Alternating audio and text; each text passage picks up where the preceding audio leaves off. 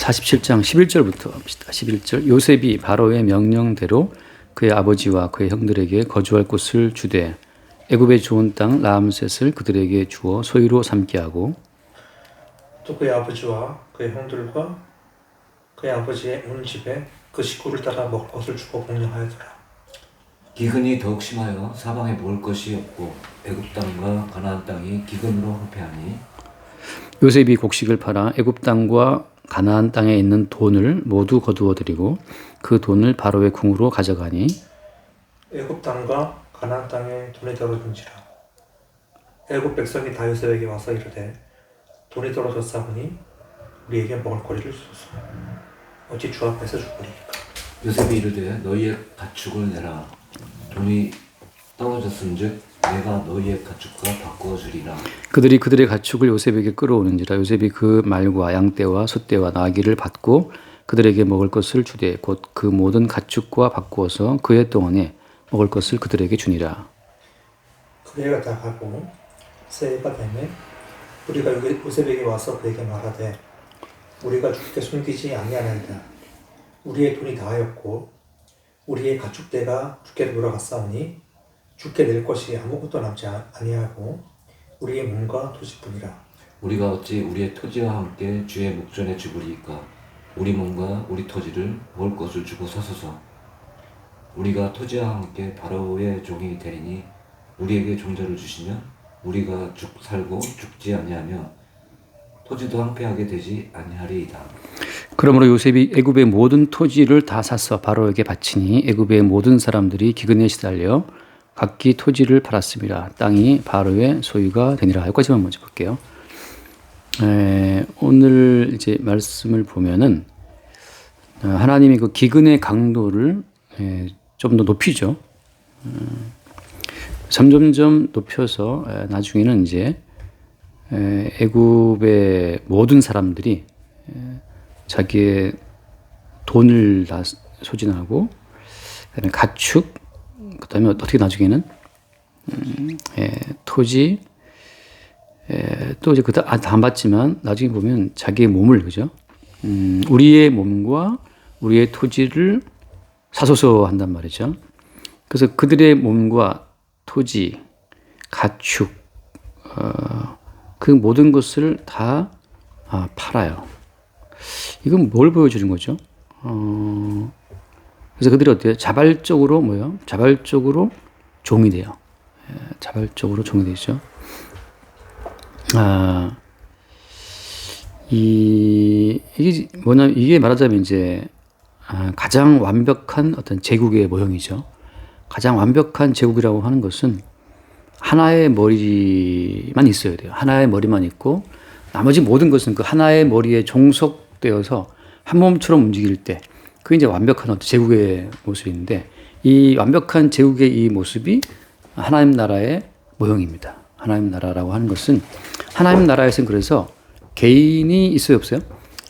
하나님 나라에서는 사적인 영역이 없어요. 그러니까 내 돈도 없고 그다음 또 뭘 팔았어요? 돈 다음에 그다음에는 가축, 내 가축, 내 소유도 없고 그다음에 또 뭘 팔았냐면 자기들의 몸을, 그죠? 토지와 몸을 다 팔았잖아요. 그러니까 이 이제 애굽이라는 나라에서는 이제 개인적인 돈이 없고 개인적인 가축도 없고 개인적인 땅도 없고 각 개인의 몸도 없어요. 애굽 땅에 있는 모든 소유는 다 몽땅 다 누구 거예요? 다 이제 바로 거예요. 이 모든 일을 누가 주도했어요? 요셉이 주도했죠. 그래서 요셉이 그 사람들을 이제 양식이 없다 그러니까는 그럼 돈 내라, 돈 내고 사가라. 나중에 돈 다 떨어졌습니다. 하는 말이 요셉이 말하되 가축을 내라. 가축을 또 다 받고 양식 바꿔준 거죠. 나중에 또 와서 어떻게 돼? 요셉이 와서 말하니까 그건 너희 몸, 토지 다 가지고 와라. 그렇게 해서 결국은 요셉의 활동에 의해서 애굽 전체 모든 나라의 그 소유가 그러니까 바로라고 하는 그 하나의 머리로 이제 일원화가 되죠. 일원화가 되죠.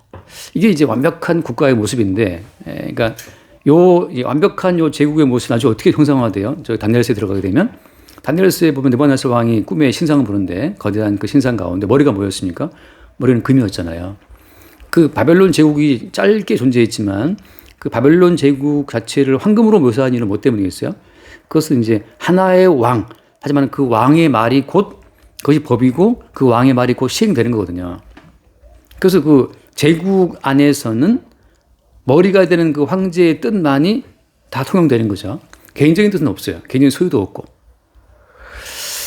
근데 이게 말하자면 그렇죠. 사실 국가라고 하는 것은 개인의 어떤 그 인격이나 개인의 어떤 그 존재 가치와 충돌합니까? 아니면 함께 갑니까? 충돌해요. 국가의 이름으로 우리가 군대를 모집하잖아요. 그럼 끌려나가야 되는 거죠.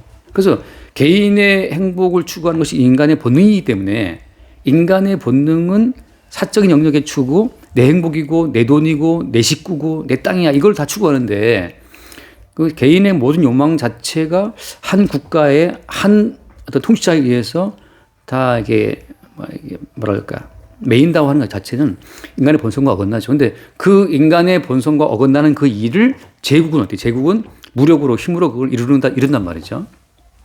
그래서 바로 한 사람에게 애굽의 모든 어떤 소유와 모든 존재가 다 종속이 된다고 하는 이 자체가 이게 이제 국가의 어떤 모형이기도 하고 지금 요셉의 주도했다는 점에서 뭘 보여주는 거예요? 요셉 주도하기 위해서 이것은 뭘 보여주냐면 이것은 곧 하나님 나라의 모형이라고 하는 거죠. 근데 이게 늘 반복되는 거지만 지금 애굽에 있어서의 이 제국이라고 하는 것은 온전한 통일성이죠. 통일성. 하나의 머리에 의해서 온 제국이 한 몸처럼 움직이고 있는 요 제국의 어떤 그림이라는 것은 애굽은 누가 이루었어요? 애굽은 요셉이 이루었고 바벨론 제국 황금의 제국이잖아요. 황금의 제국 바벨론 제국을 세울 때 누가 이루었어요? 처음에는 답은 누가서 이루었지만 그 밑에 누가 있었어요? 다니엘이 있었죠. 다니엘이 누가서의 꿈을 해석해 줬던. 자, 이게 지금 하나의 비밀이에요. 애굽도 사실은 이 바로도죠. 타고난 자기의 지혜와 힘으로서는 이러한 제국을 세울 수가 없었죠. 근데 이미 하나님의 꿈이 바로에게 침투해 들어왔고 하나님의 계시의 꿈이 바로에 들어왔다고 하는 것은 바로의 제국의 핵심에는 뭐가 있다?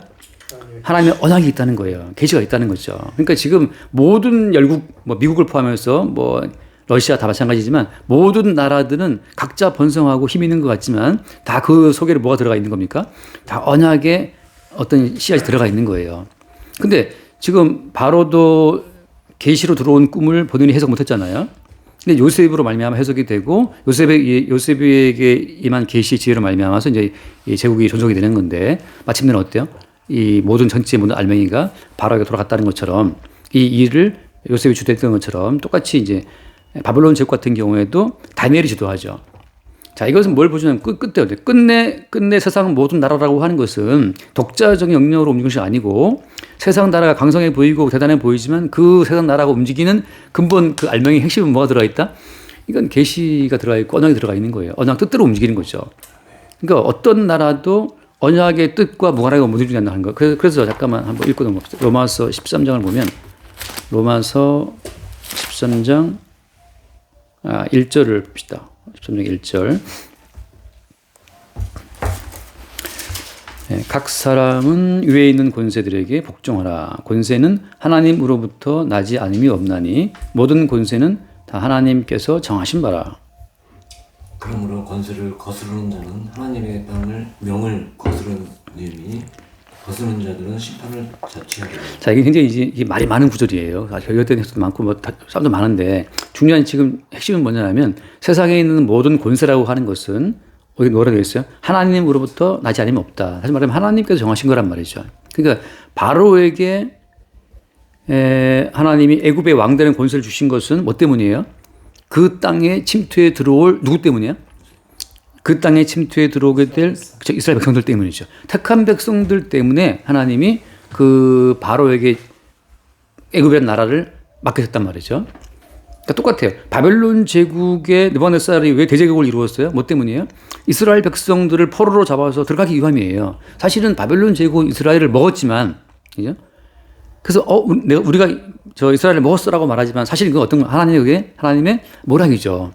바벨론 제국에 하나님이 먹히게 함으로 말미암아서 바벨론 제국 안에서 이스라엘은 거기서 껍질을 벗고 껍질을 깨고 하나의 미랄처럼 나오게 된단 말이죠. 그러니까 지금 이 땅에 있는 모든 나라라고 하는 것은 이미 전주에 봤던 것처럼 택한 백성들 자체를 위해서 하나님이 준비해 놓으신 하나의 장치고 도구들이기 때문에 보이는 모든 나라라고 하는 것은 하나님께서 다 정하신 권세로 말미암아서 서 있다고 하는 거예요. 그러니까 지금 오늘 이 이야기가 참 나는 이 대목이 참 너무 통쾌한데 뭐가 통쾌하냐 하면 사적인 모든 영역을 다 깡그리 다 싹 흡수해서 오직 하나의 머리에 들어간다고 하는 거. 이게 사실은 이제 되게 통쾌한 장면이에요. 아까 말했지만 개인이라고 하는 것은 언제부터 나왔습니까? 그러니까 내 것, 내 목숨, 내 몸, 뭐 내 소유 이런 나라고 하는 것은 언제 나왔어요?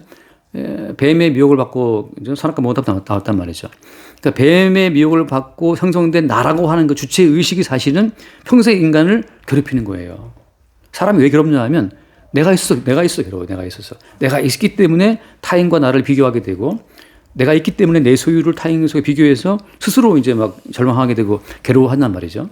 그리고 내가 있기 때문에 나의 경건을 구축하려 한단 말이죠. 내 경건을 구축하고 내 거룩을 만들어서 자기를 하나님 나라에 들어보려고 애를 쓴다고 하는 거거든요.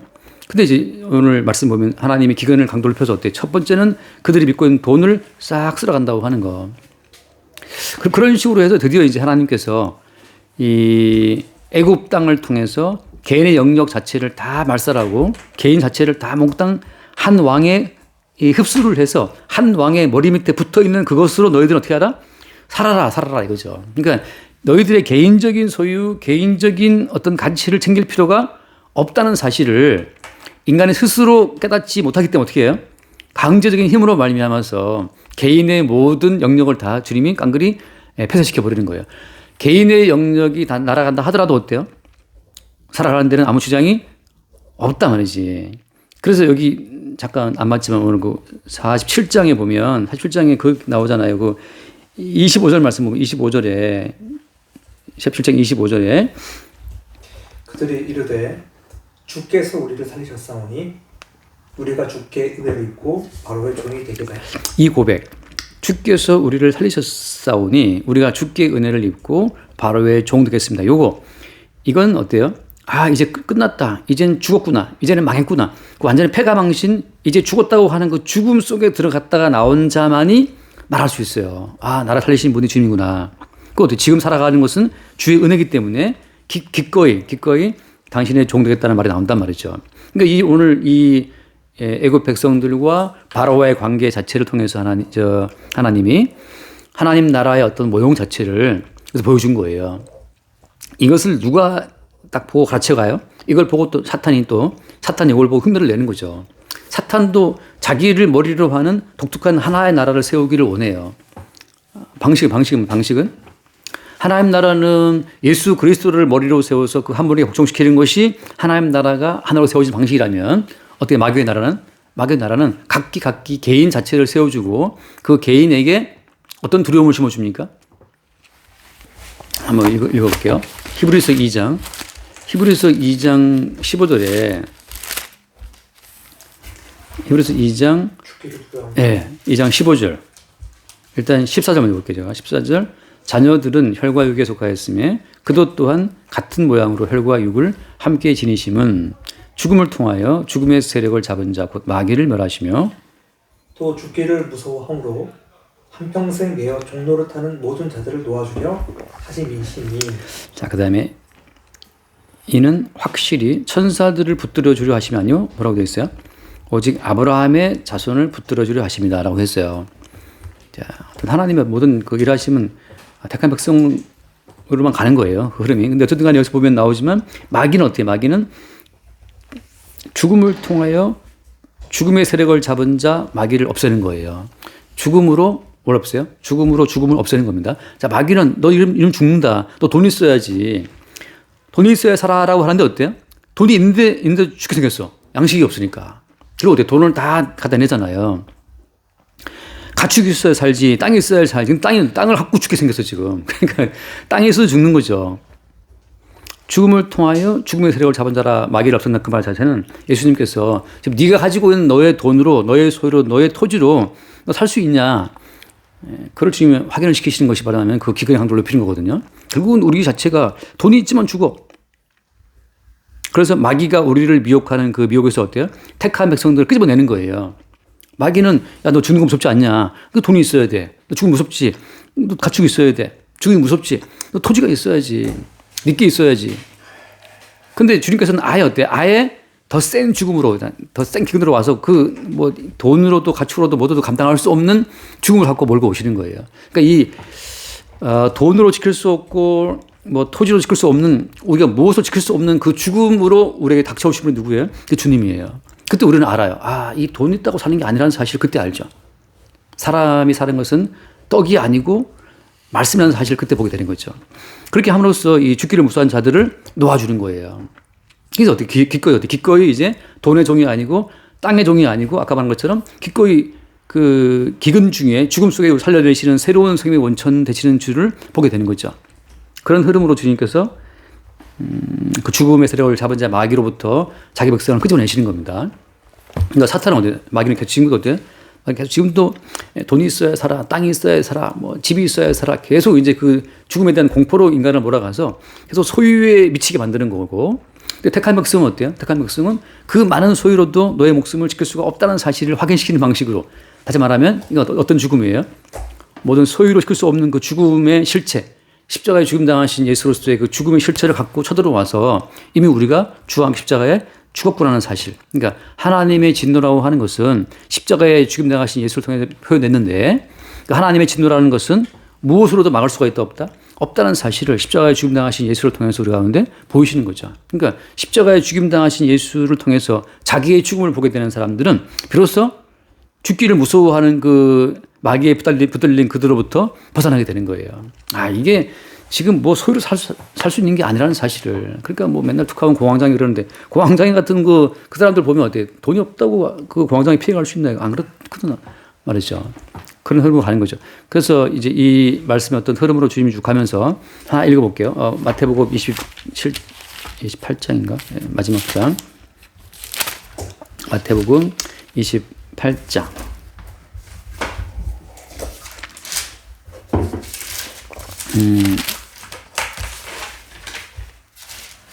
18절 말씀 볼까요? 17절부터 볼게요. 예수를 배웠고 경배하나 아직도 의심하는 사람들이 있더라. 예수께서 나와 말씀하여 이르시되 하늘과 땅의 모든 권세를 내게 주셨으니 그러므로 너희는 가서 모든 민족을 제자로 삼아 아버지와 아들과 성령의 이름으로 세례를 받고. 여기 보면 어때요? 하늘과 땅의 모든 권세를 어떻게 했다? 내게 줬다고 하잖아요.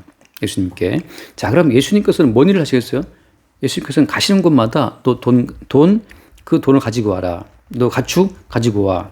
너 토지 가지고 와. 네 아이들 다 가지고 와. 그렇게 해서 우리의 모든 것을 다 뭐로 바꿔요? 다 내 이름으로 된 것을 다 바꿔서 이제 주의 이름으로 바꾸는 거죠.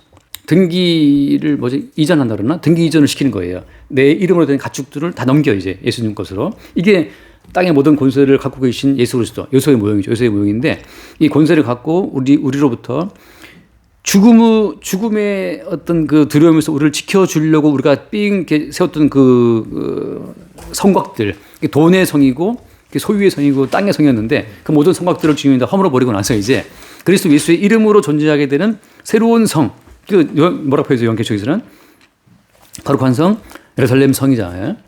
그래서 개인의 모든 이름이 다 사라지고 나서 그리스도 예수의 이름으로만 존재하는 거룩한 성, 예루살렘 성의 이론을 되게 하시는 거예요. 이제 그러니까 정춘하의 이름을 삭제하시고 주님이 누구의 이름으로? 그래서 왜냐하면 정춘하의 돈, 가축, 토지, 정춘하의 몸도 어때? 몸도 다 이제 넘어갔으니까 저는 주님께. 그러니까 지금 여기 이맛박에 뭐가 써져 있는 거예요, 이제? 그리스도 예수의 것이라고 써져 있는 거죠. 그리스도 예수의 소유라고 하는 것이. 그러니까 요셉이 애굽의 모든 사람들의 개인적인 등기를 다 이제 가지고 그 모든 등기에 바로의 이름으로 인을 꽝꽝 친 것처럼 이제 애굽에 있는 모든 사람들은 어때? 개인의 이름으로 갖고 있는 게 있어요, 없어요? 없잖아요. 모든 등기가 다 넘어갔어, 국가로. 이게 이제 이걸 흉내내는 게 김일성인데 흉내내는 것이. 근데 중요한 건 뭐예요? 김일성이는 권세가 없기 때문에, 하늘과 땅에 권세가 없기 때문에 결국은 한 몸처럼 그 북한 땅을 통치할 수 있어요, 없어요? 없는 거예요.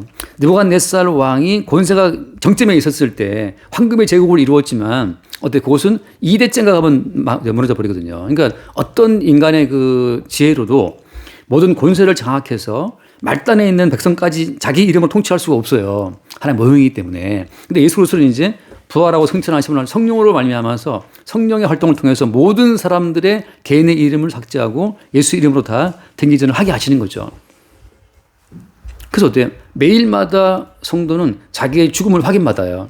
그러니까 이스라엘 이 애굽 사람들이 기근의 강도가 심해질수록 가축 내 것이 아니네 갖다 주고 양식 바꿔 오고 토지 내고 바꿔 오는 것처럼 성도의 경우에는 이제 성령으로 말미암아 십자가의 사건의 강도가 점점 더 깊어집니다.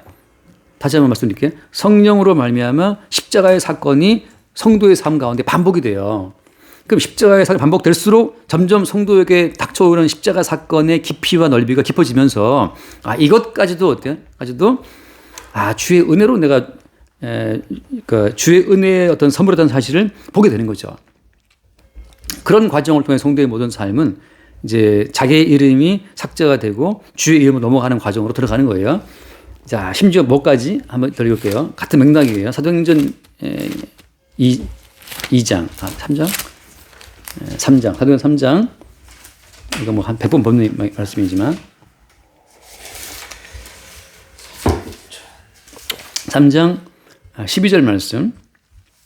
베드로가 이것을 보고 백성에게 말하되 이스라엘 사람들아 이 일을 왜 놀랍게 여기느냐 우리의 개인의 권능과 경건으로 이 사람을 굳게 한 것처럼 왜 우리를 주목하느냐. 자, 애굽 나라에 개인의 이름이 없는 것처럼 하나님 나라에서는 개인이 없어요. 그래서 개인의 권능, 개인의 경건 이게 없어요. 그러니까 나 얼마나 거룩하냐, 뭐 그리스도를 본받아, 나 이렇게 뭐 성실하다. 그 개인의 권능과 개인의 경건, 뭐 개인의 기도 생활, 뭐 그런 개인의 영역이 없다는 거죠. 이미 개인의 모든 것은 다 넘어갔어요. 주님께로. 그리고 뒤에 무슨 말을 해요? 베드로가 그러잖아요. 그 이름 뭐 나왔는데, 이름이 어디 있지? 16절 말씀, 16절 말씀. 자, 그 이름을 믿음으로, 그죠? 그 이름이 너희가 보고 아는 이 사람을 어떻게 했다? 성하게 했다. 그 이름이. 자, 애굽이라는 제국에 있어서 모든 백성들의 이름은 삭제가 되고 다 바로 거란 말이죠. 이제 뭘 해도 다 그 바로 거예요. 그러니까 짐승을 잡으면 그 바로의 짐승이다. 땅도 어떻게 다 바로 땅이기 때문에 어디 걸어가도 이건 바로 땅을 걸어간 거예요. 그런 것처럼 지금 이 사람이 나왔다? 이것은 하나님 나라에서는 이건 그리스도 예수의 이름이 낫게 한 거란 말이죠. 그래서 하나님 나라, 그러니까 성령 안에서 하나님 나라가 우리 가운데 역사할 때마다 우리 개인의 이름은 다 사라지게 되고 내가 내 아들을 키웠다? 그건 내가 키운 게 아니에요. 그 이름이 키운 거야. 내가 오늘 건강하다? 내가 몸무게 늘었다? 그 이름이 건강케 한 거란 말이죠. 그렇게 해서 그 이름에 대한 그 믿음. 그래서 그 믿음이 너의 모습 앞에서 완전하게 낫게 했다라고 말한단 말이죠. 그래서 그 애굽 나라가 보여주는 그 모형성, 요셉이 세운 애굽 나라의 그 모형성이라고 하는 것은 개인의 이름과 개인의 소유가 다 삭제되고 오직 바로의 이름으로만 존재하는 한 나라. 그러니까 바로의 이름 하나로만 완벽하게 통치되고 있는 그 나라. 다시 말해서 어때요? 그리스도 예수의 이름만 다스려지는 그 새로운 나라 자체가 천국의 어떤 모형으로 나타났다고 하는 거죠. 자, 그래서 하나만 더 요한계시록 같은 맥락으로 볼게요. 그래서 어디가 일단 요한계시록 14장. 요한계시록 14장 1절. 내가 보니 보라 어린 양이 시온산에 섰고 그와 함께 14만 4천이 서 있는데 그들의 이마에는 어린 양의 이름과 그 아버지의 이름을 쓴 것이 있더라. 네, 아멘. 이제 다시 말하면 이제 이마에 있다고 하는 것은 소유성인데 우리가 어떤 물건에다가 이름 쓰는 것처럼 그래서 이 이름 책에다가 이름 쓰고 이제 내 거라고 하잖아요. 그런 것처럼 이제 택함받은 백성들의 이마에 어린 양의 이름이 있고 아버지 이름이 있다고 하는 것 자체는 이제 그들의 모든 개인적인 소유가 없다는 거예요. 어린 양의 소유라고 하는 거죠. 그래서 어린 양의 이름과 아버지 이름을 한 것은 왜 두 개의 이름이 있는 거예요? 아까 이제 요셉의 활동성으로 바로가 지금 왕도를 하고 있는 거잖아요. 그러니까 모든 개인의 소유와 개인의 영역을 다 몰수하기 위해서는 뭐가 필요해요?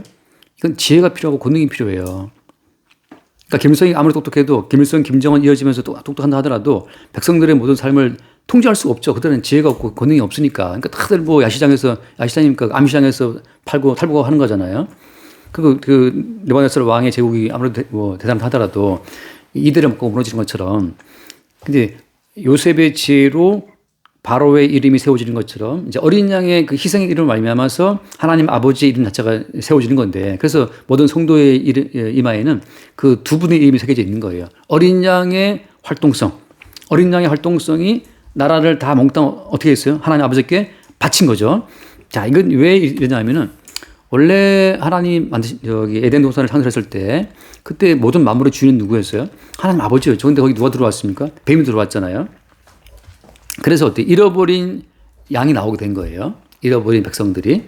잃어버린 백성과 잃어버린 나라를 누가 찾아왔어요? 어린 양 예수가 찾아왔단 말이죠. 그래서 어린 양 예수가 찾아온 그 모든 잃어버린 양떼들, 그들로 세워지는 새로운 나라를 어린 양이 어떻게 아버지의 손에 바치는 거죠. 아버지의 손에 그분 나라를 바치는 거예요. 그래. 근데 이런 와중에도 또 거기 앞에 보면 나오지만 그 13장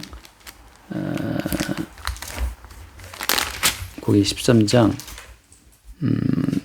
8절 7절 볼까요? 7절 8절.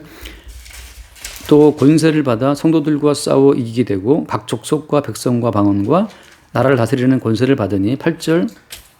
죽임을 당한 어린 양의 생명책에 창세 이후로 이름이 기록되지 못하고 이 땅에 사는 자들은 다 그 짐승에게 경배하리라. 네. 자, 그러니까 모든 어린 양의 생명책에 창세 이후로 이름이 써져 있지 않은 사람들은 어때요? 다 짐승에게 경배한다고 하는 거. 그래서 그 짐승이 경배한 사람들마다 뭘 받아요? 그 표를 받죠. 16절에 그 모든 자, 곧 작은 자나 큰 자나 부자나 가난한 자나 자연이나 종들에게 그 오른손이나 이마에 표를 받게 하고 누구든지 이 표를 가진 자 외에는 매매를 못하게 하니 이 표는 곧 짐승의 이름이나 그 이름의 수라. 자, 이 매매를 한다고 하는 것은 어때요? 매매라고 하는 것은 기본적으로 뭐가 있는 겁니까? 매매라는 것은 자본주의 사회에서는 매매라고 하는 것은 자기의 소유가 있고 자기의 이름이 있고 자기의 이름이 새겨진 등기, 자기 이름이 새겨진 소유가 있는 거잖아요. 그 소유를 갖고 매매를 하는 건데 아직 뭐가 살아있는 거예요? 나라고 하는 어떤 그 존재성이 살아있는 거죠. 그런데 생명책에 있었다는 그 자체는 뭐냐면 아까 말한 것처럼 주님이 일으키신 사건에 의해서 그 존재성이 매 사건마다 지워져요. 그러니까 성도 입장에서는 매 사건마다 자기의 존재성이 삭제되는 사건으로 간다고 하는 거. 그러니까 십자가의 사건이죠. 십자가의 사건으로 말미암아서 나는 이미 죽었네라고 하는 자기의 죽음을 확인받는 과정으로 성도들이 간다고 하는 거죠. 그런 과정을 통해서 이 아까 말한 애굽의 나라를 통해 보여진 일원화된 하나의 나라, 그 나라가 세워지는 거예요. 하나만 더 읽고 다시 돌아가서 봅시다. 내가 못 찾겠다 이거. 몇 절에 있는지 모르겠네.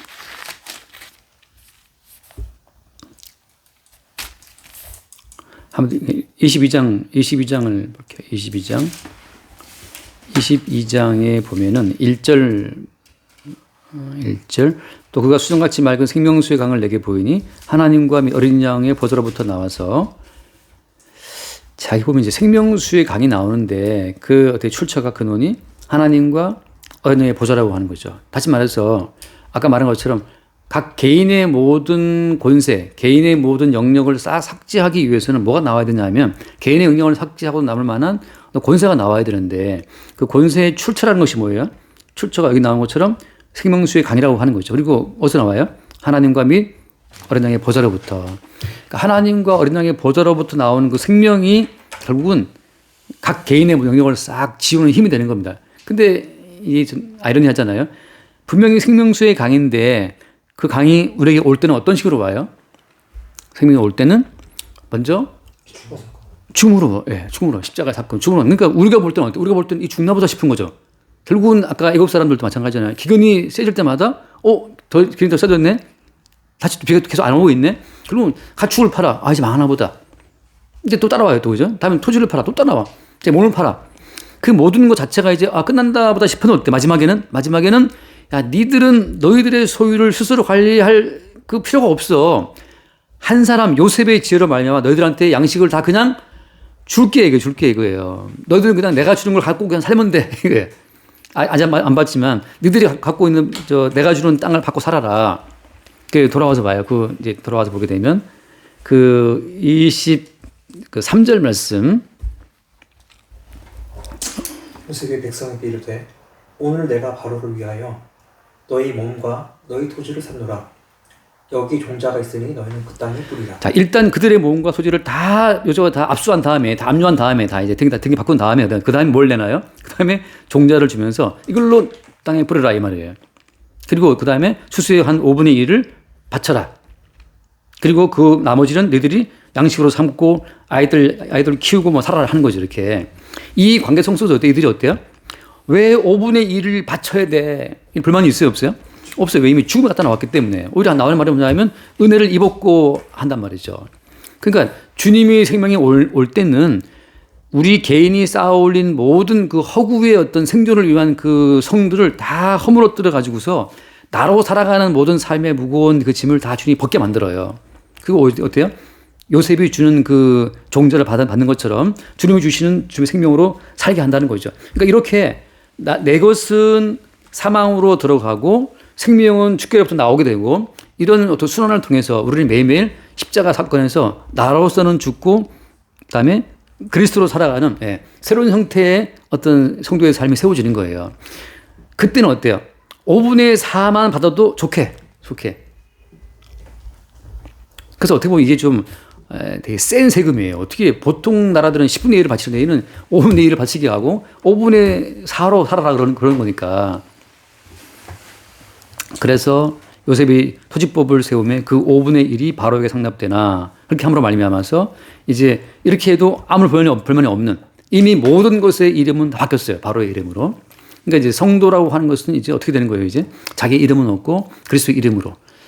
근데 아까 말했지만 이것은 계시의 꿈이 주어짐으로 일어난 하나의 어떤 거대한 사건이기 때문에 성령으로 말미암아 우리 가운데 주님의 계시의 사건이 닥쳐올 때마다 십자가의 사건이라고 하는 것으로 새롭게 다가오는 거예요. 그러니까 이 7년 풍년 7년 기간의 거대한 사건이 언약 안에서 적용이 되면 어때요? 짧은 아주 찰나적인 순간에 우리 가운데 십자가의 사건이 닥쳐와요. 그래서 나로서는 죽고 주로 사는 새로운 형태의 삶이 늘 주어지는 거죠. 근데 이제 아까 말했지만 이것은 애초에 누가 일으킨 사건이에요? 애초에 주님이 일으킨 사건이잖아요. 그죠? 주님이 바로 요셉에게 꿈을 줬고 그다음에 요셉을 애굽에 보냈고 바로에게 꿈을 줬고 꿈을 해석하게 했고 전체가 주님이 짜신 하나의 각본이고 드라마인 것처럼 성도에게 주어진 모든 사건은 이걸 내가 미리 보고 나서 나 십자가 사건 당해야지 다 안다고 있지도 않아요. 오직 성령으로 말미암아 바람처럼 다가올 때 그때 우리는 이제 내 소유, 내 생명, 내 것 다 사라지고 그리스도에게 주어지는 새로운 형태의 삶을 하게 되는 거죠. 하나만 읽고 마칩시다. 우리 다 외우는 말씀이지만 갈라디아서 2장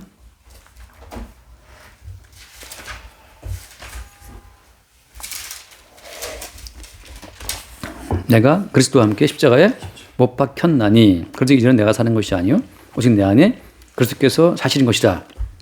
그러니까 내 안에 사는 분이 내가 아니고 그리스도야라고 하는 걸 통해서 자기 자신의 죽음을 지금 고백하고 있잖아요. 똑같이 또 고린도후서 4장을 봐요. 고린도후서 4장을 보면 4장 7절부터 보면은 우리가 이 보배를 즐거이 가졌으니 이는 심히 큰 능력은 하나님께 있고 우리에게 있지 않냐면 알게 하려 함이라. 우리가 사방으로 우겨쌈을 당하여도 쌓이지 아니하며 답답한 일을 당하여도 낙심하지 아니하며 박해를 받아도 버림받지 아니하여 거꾸러뜨림을 당하여도 넘어지 아니하고 우리가 항상 예수의 죽음을 몸에 짊어짐은 예수의 생명이 또한 우리 몸에 나타나게 하려 합니다. 자, 이거 항상 예수의 죽음을 몸에 짊어진다고 하는 것은 이제 나로서는 죽는 거잖아요. 나로서는 죽을 때 어때요? 우리 속에 뭐가 튀어나온다? 예수의 생명이 우리 몸에 나타난다고 하는 거. 그러니까 항상 이건 이제 같은 원리인데요. 예수가 못 박혀서 죽고 깨져야 예수 안에 그리스도가 튀어나오거든요. 그걸 미리 알아본 사람은 베드로지만 베드로는 보자마자 저는 그리스도시오 했단 말이에요. 성령으로 말미암아서. 그것처럼 예수라고 하는 껍질 속에 들어있는 그리스도를 알아보는 게 베드로인데 그 고백 가운데 똑같이 성도는 자기 속에 들어온 그리스도를 자기 육체가 깨짐을 통해 보는 거예요. 그 11절 읽고 마칠게요. 11절. 우리 살아있는 자가 항상 예수를 위하여 어떻게 된다?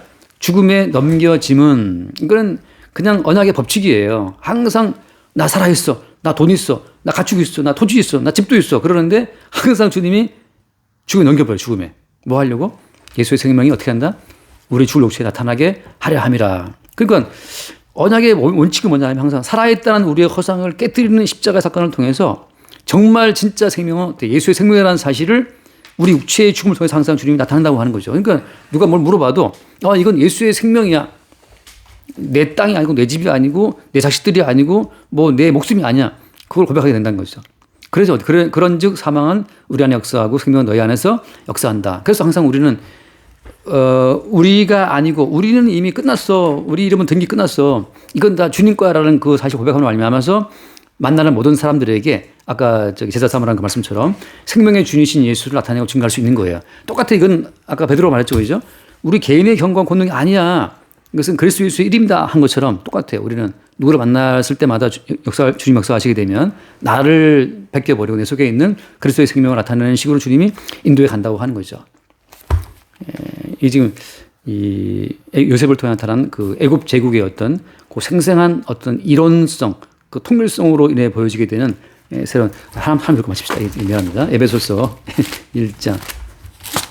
이걸 따라서 이제 통일교도 나오고 아무튼 그 야망인 다 이걸 꿈꿔요. 야망인 사람들은. 그런데 에베소서 1장 10절을 한번 봅시다.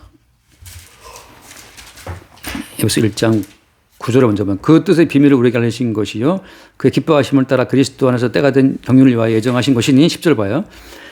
하늘에 있는 것이나 땅에 있는 것이 다 그리스도 안에서 통일되게 하려 하십니다. 이제는 애굽이라고 하는 그 좁은 영역의 어떤 땅의 문제가 아니고 하늘에 있는 것과 땅에 있는 것이 다 그리스도 안에서 통일되는 거예요. 거기에 어때요? 개인의 영역, 개인의 이름이 있다 없다? 없다. 다 그리스도의 이름과 그리스도 영역으로만 통일되는 거예요. 어디까지? 심지어 지옥까지 그리스도 예수의 통일성 안에 들어있는 겁니다. 그리스도 예수의 의로움 심판을 보여주는 것으로 지금 존재하는 하거든요. 그래서 모든 것이 그리스도 예수의 통일성, 이 애굽이 요셉의 통일되는 것처럼 그렇게 주께서 자기 나라 백성을 끌고 간다고 하는 거죠. 여기까지 하겠습니다. 주님 감사합니다. 오늘 그 애굽의 7년 기근 사건을 통해서 주의 택한 백성들이 자신의 이름이 삭제되고 오직 그리스도의 이름으로 넘어가는 이 과정을 보여주신 참으로 감사합니다.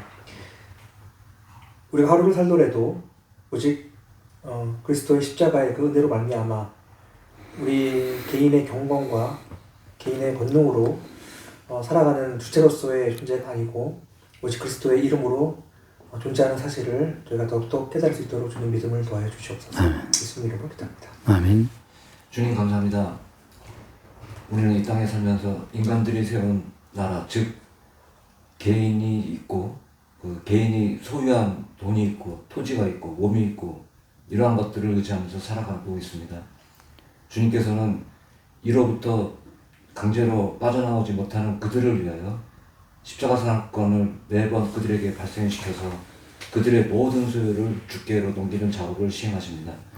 이를 통해서 주님이 창세전에 택한 백성들은 나로 사는 것이 아니라 주님의 것으로서 사는 그 모델을 오늘 애굽의 땅에 기근을 통한 모델을 보고 오늘 주님이 우리에게 일컬었는 그런 말씀의 의미를 깨닫게 되었습니다.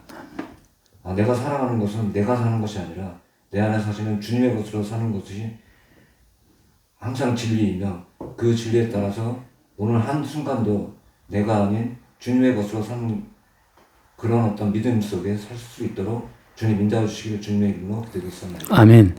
주님, 개인의 영역, 개인의 소유가 얼마나 허상인지 말씀을 통해서 깨닫게 하시니 감사합니다. 7년 기근으로 인간 세상을 후려칠 때 어떤 인간도 자기의 세계를 지킬 수 없음을 말씀을 통해 알게 하시니 감사하고 미리 우리의 삶 가운데 성령을 통한 십자가의 사건으로 우리 개인의 영역과 개인의 목숨이 아무 의미 없음을 알게 하시고 오직 우리의 존재가 십자가에 죽임당하신 십자가의 지혜 그리스도 예수로 말미암아 사는 것임을 늘 새롭게 깨닫게 하시고 또 보게 하시니 감사합니다.